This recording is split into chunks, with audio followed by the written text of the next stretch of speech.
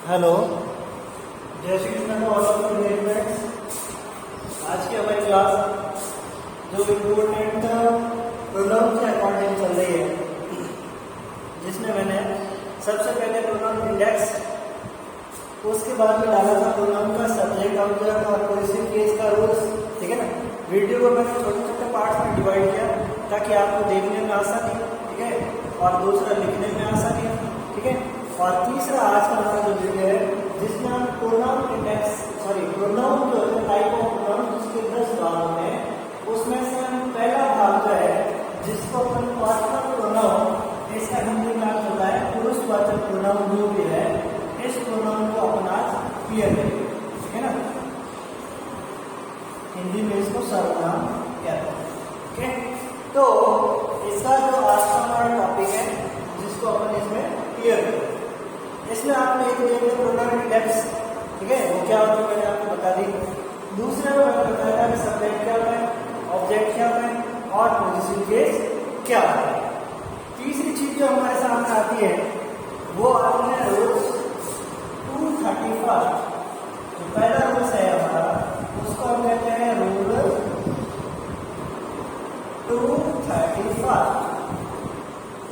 समझिए ये रूल 231 क्या है। ये प्रोनाउन को यूज करने के लिए रूल 231 को यूज किया जाता है।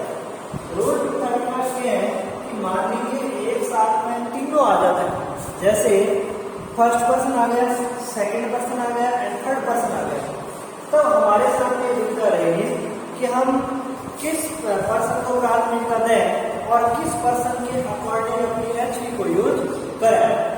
तो तीन एक साथ में अगर आ जाए तब अपन क्या करेंगे कि हम रूल का यूज करेंगे 231। इस 231 का मतलब ये है कि अगर हमारे सामने तीन प्रोनाउन आते हैं तो पहले नंबर का जो प्रोनाउन आएगा वो होगा सेकंड पर्सन। क्या होगा? Second person. और उसके बाद में जो आएगा दूसरे नंबर पर वो आएगा थर्ड पर्सन, ठीक है। और फिर तीसरा कौन सा आएगा? तीसरा आएगा हमारा फर्स्ट पर्सन, ठीक है। तो ये है आपका रूल 231।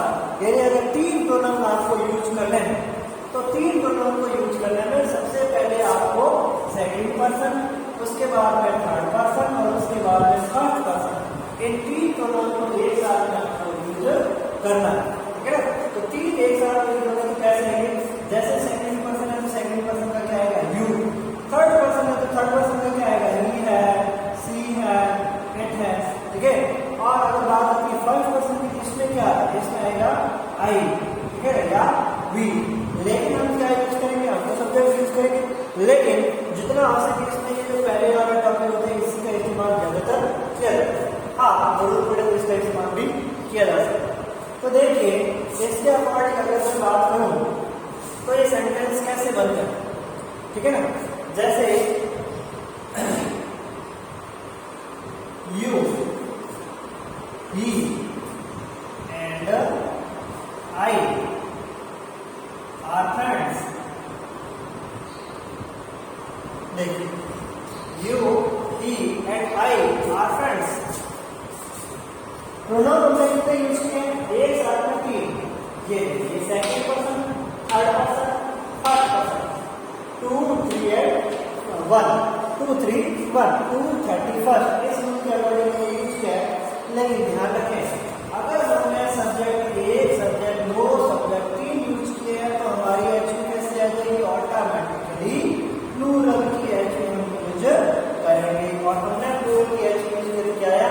आ, ठीक है ना। हाँ, एक और सेंटेंस आप बनाइए, जैसे you, he and I have finished the meal। ये you, he and I have finished the meal। मील क्या है? भोजन।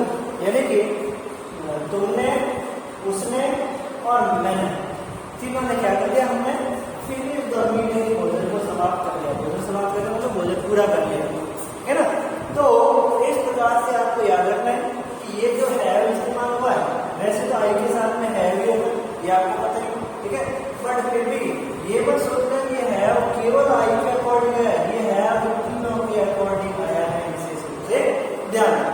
इसे कहते हैं रूल 231, ठीक है। और उसके बाद में आता है, अगर हमारा कोई भी दो पर्सन जो होते हैं, ठीक है ना, कोई भी दो जो पर्सन है, अगर हमने उनको एंड से जोड़ दिया, कोई दो पर्सन है जिनको अगर हमने एंड से जोड़ दिया तो भी ध्यान रखना है। अगर बात सेकंड पर्सन और थर्ड पर्सन आए तो पहले सेकंड आएगा फिर थर्ड आएगा।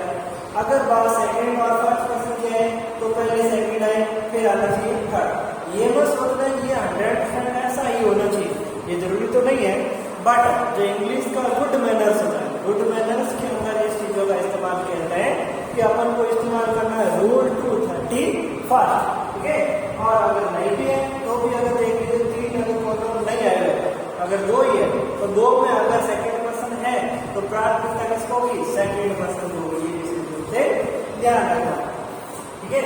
और हमारा कहता है अगर जो दो प्रोनाउन मिलके दोनों अगर एंड से जुड़े, दोनों प्रोनाउन अगर एंड से जुड़े तो भी किसका इस्तेमाल होगा, जो इसके साथ में एच आएगी वो कैसी होगी, वो एच भी प्लूरल होगी।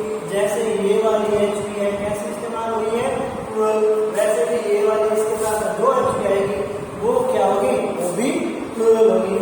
और इसके अकॉर्डिंग तो छोटा लेवल आप चाहे जितने इसके सेंटेंस बना सकते हैं, चाहे जितने इसके एग्जाम्पल ले सकते हैं। और मैंने क्या कहा था, मैंने आपको शुरू में कहा था कि हम लोग जो हमारे इंग्लिश ग्रामर है इसका बेसिक जो कंसेप्ट होता है उनको क्लियर करेंगे। बेसिक कंसेप्ट मतलब छोटी छोटी जानकारी आपके पास में होनी चाहिए। आपको अगर इसके आगे बताना चाहूँ, ये जैसे मैंने कहा कि एंड आया हुआ, ठीक है, सब्जेक्ट और दो अगर आ जाए, सब्जेक्ट में भी अगर प्लूरल दो अगर आ जाए, ठीक है ना, तो उसको अगर एंड से जुड़े हुए मिले तो अपन क्या करेंगे, उसमें एक्चुअली का प्लूरल करेंगे। लेकिन कुछ ऐसे डेफिनेशंस होती है, कुछ ऐसी सिचुएशंस होती है जिसमें अपन इसका प्लूरल इस्तेमाल करते हैं, ठीक है।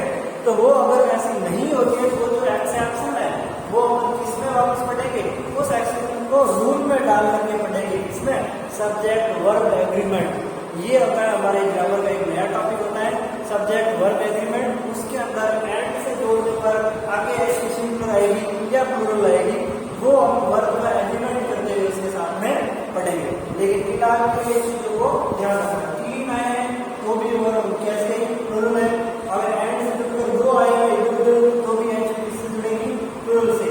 और नियम क्या है, 230 था, ओके। और उसके बाद में हमारा रूल आता है इट वाला, ठीक है। तो इट के कौन से रूल्स होते हैं वो हम लोग ध्यान से देखेंगे। इट के रूल्स वैसे तो आपने इट को इस्तेमाल किए तो बहुत जगह पर, ठीक है ना, बट मैंने कहा कि बेसिक कंसेप्ट को क्लियर करना है, तो ऐसी छोटी छोटी जानकारियां हमारे पास में होनी चाहिए। अब देखिए इट को क्लियर करना, ठीक है। तो अगर हम इट को क्लियर करना चाहते हैं, इट की क्या है, ये पर्सनल प्रोनाउन का ये भाग है, और वैसे प्रोनाउन इंडेक्स में इसको पता है। तो अगर हम चाहते हैं इट को क्लियर करना तो इट को कैसे करेंगे, इसका पहला रूल क्या होगा, इसका पहला रूल है कि इट का इस्तेमाल होता कहाँ पे, तो हम ये समझे कि इट का इस्तेमाल होता है सबसे पहले अपन समझ सकते हैं निर्जीव वस्तुओं के लिए, ठीक है ना, निर्जीव वस्तुओं के लिए, ठीक है, निर्जीव वस्तुओं के लिए इसका इस्तेमाल होता है, ठीक है। ये तो हमारा पहला रूल है इसका, ठीक है। और दूसरा क्या होता है, फॉर एनिमल्स, ठीक है ना, एनिमल्स यानी जानवरों के लिए। जैसे जानवर अपन किसी मान लीजिए अपन कैमल पर एक बड़ा सा निबंध ऐसे लिख रहे हैं, ठीक है ना, या फिर अपन मान सकते हैं कि काऊ है जिस पर अपन एक पैराग्राफ लिख रहे हैं, तो ध्यान रखना काऊ जब वो अपन स्टार्ट करें पैराग्राफ, तो पैराग्राफ राइटिंग की स्टार्टिंग के जो दो सेंटेंस बनेंगे, विशेष तो एक ही होता है बट दो सेंटेंस होता है, उसमें अपन इसका इस्तेमाल करेंगे, काऊ है तो काऊ का ही इस्तेमाल करेंगे। जैसे cow has 4 legs, cow has a long tail, ठीक है, ये दो इस्तेमाल तो हमने किया। बट उसके बाद में जैसे उसके दो सींग है, दो कान है, दो आंखें, अगर वो इस्तेमाल करें तो फिर वो क्या होगा, फिर काऊ की जगह क्या आएगा, इट। जैसे it has 2 arms, it has 2 eyes, ठीक है, and it has a long body, it has a huge body, it has a strong body, ठीक है। ये इस प्रकार का इसका इस्तेमाल अपन इसके अंदर करते हैं। तो इट का इस्तेमाल दो चीजों के लिए, एक तो निर्जीव चीजों के लिए हुए, ठीक है ना, पेड़ पर्वत पत्थर वगैरह इनके लिए इसका इस्तेमाल हो गया, ठीक है। और वो इस्तेमाल हुआ किसका, एनिमल्स यानी जानवरों का। लेकिन एक और विषय ध्यान रखना कि और इसका कहाँ पर इस्तेमाल हो सकता है, तो और इसका जो इस्तेमाल होगा वो इसका इस्तेमाल होगा हमारे किन चीजों के लिए, यंग चिल्ड। ठीक है, आप देखिए यंग चिल्ड क्या होता है, यंग चिल्ड ये ऐसी चीजें होती है जिनका हमारे पास में जिनका जो जेंडर होता है वो नॉट क्लियर। ठीक है ना, यानी हमारे पास में उसका जेंडर फिक्स नहीं है। जैसे मैंने लिख दिया, ये क्या लिख दिया, चिल्ड्रन क्या होता है, बच्चा। अब बच्चा क्या होता है, बच्चा मेल है या फीमेल है, कोई फिक्स है क्या, नहीं ना। मैंने यहाँ पर लिख दिया बेबी, ठीक है, ये मेल है या फीमेल है, कोई फिक्स है क्या, नहीं ना। तो इन दोनों के लिए किसका इस्तेमाल होगा, इट का इस्तेमाल होगा, विशेष ध्यान रखना। हाँ, एक बार तो इनका इस्तेमाल कर सकते हैं बेबी, लेकिन आगे जो भी टॉपिक नया क्लियर बढ़ा जाएगा उसमें हम किसका इस्तेमाल करेंगे, उसमें अपन इस्तेमाल करेंगे इट का। विशेष रूप से ध्यान रखना, ठीक है ना। जैसे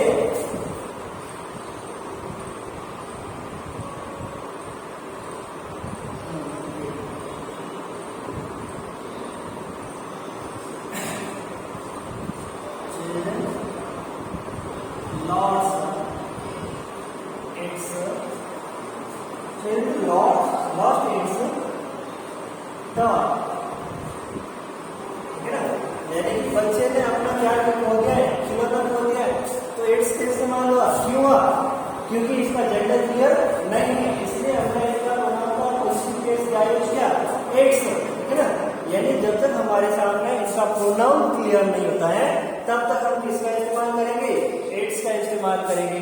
ठीक है, और इसके बाद आता है इनडेफिनिट सब्जेक्ट। इनडेफिनिट सब्जेक्ट क्या होता है, इनडेफिनिट सब्जेक्ट होते हैं हमारे लिए ये चौथे नंबर वाला टॉपिक आता है इनडेफिनिट सब्जेक्ट। इनडेफिनिट का मतलब क्या होता है भाई, इनडेफिनिट मतलब अनिश्चित। ठीक है ना, इनडेफिनिट सब्जेक्ट मतलब अनिश्चित कर्ता जो होते हैं उनके लिए किसका इस्तेमाल होगा, उनके लिए भी इट का इस्तेमाल होगा। ठीक है ना, जैसे हम कह सकते हैं रैन। ठीक है ना, ये रैन क्या है, एक अनिश्चित कर्ता है। ठीक है ना, इसके लिए किसका इस्तेमाल होगा, इट का इस्तेमाल होगा। हाँ, रैन आया है तो ये भी ध्यान रखना कि पांचों जो रूप बनता है वो बनता है जो वेदर्स होते हैं, वेदर के नाम के साथ में भी किसका इस्तेमाल होगा, इट का इस्तेमाल होगा। ठीक है ना, जैसे इट पे रैन, देखो वेदर, वेदर का मतलब क्या होता है, मौसम। ठीक है ना, यानी मौसमी जो शब्द होते हैं यानी कि मौसम, इन शब्दों के साथ में किसका इस्तेमाल होगा, इट का होगा। ठीक है ना, जैसे स्टॉर्म, स्टॉर्म क्या होता है, जैसे बड़ा सा गुबार तूफान वगैरह उत्पन्न होता है ना, उसका अपन क्या कहते हैं, स्टॉर्म, तो उसके साथ में किसका इस्तेमाल होगा, इसका। फ्लड किसका होगा, इसका। रेन, ठीक है, वो भी इसका होगा। तो इन चीजों के साथ में किसका प्रयोग होगा, इट का इस्तेमाल होगा। ठीक है ना, और अब आज का हमारे टॉपिक के अंदर जो इट वाला जो इस्तेमाल था वो हमारे 5 रूल आपके सामने क्लियर है। देखिए, सबसे पहले निर्जीव वस्तुओं के लिए होगा, दूसरे नंबर पर आता है एनिमल्स, एनिमल्स के लिए होगा, तीसरे नंबर पर आता है जो जेंडर क्लियर ना हो, जैसे बेबी है, चिल्ड है, बहुत सारे हो सकते हैं। बट ये दो मैंने आपको एग्जांपल दिए, अगर जेंडर क्लियर नहीं है यंग चिल्ड, उनके लिए किसका इस्तेमाल होगा, इट का इस्तेमाल होगा। चौथे नंबर पर आता है कि अगर हमारे सामने क्या दे, हमारे सामने मौसम वाले इंडेफिनिट सब्जेक्ट आ जाए तब भी अपन क्या इस्तेमाल करेंगे, इट अनिश्चित कर्ता यानी कर्ता फिक्स है ही नहीं, तो हम किसका इस्तेमाल करेंगे, इट का इस्तेमाल करेंगे। ठीक है, और 5वां आता है वेदर यानी मौसम, मौसमी शब्द जो होते हैं उनके साथ में किसका इस्तेमाल होगा, इट का इस्तेमाल होगा। ठीक है, अब बात आती है कि दो ऐसे हमारे सामने प्रोनाउन है। ठीक है, दोनों प्रोनाउन है, एक इंडिकेटिव प्रोनाउन आता है और दूसरा है पर्सनल प्रोनाउन। लेकिन हम चाहते हैं कि इनका दोनों का हिंदी मीन्स तो एक ही निकल सकता है। ठीक है ना, लेकिन दोनों में डिफरेंट क्या है, जब तक आपको पता होगा, एक होता है इट, एक होता है दिस, दोनों का हिंदी का मतलब क्या पड़ता है, एक मतलब इट का मतलब भी यह, दिस का मतलब भी यह। तो आप कई बार ऐसे कंफ्यूज होते होंगे कि इन दोनों की अगर बात करें तो इन दोनों में अपन डिफरेंट कैसे करेंगे, डिफरेंस कैसे बनाएंगे। ठीक है, तो ध्यान रखना, पहले अपन किसी शब्द छोटा सा है दिस को समझो। दिस क्या, दिस का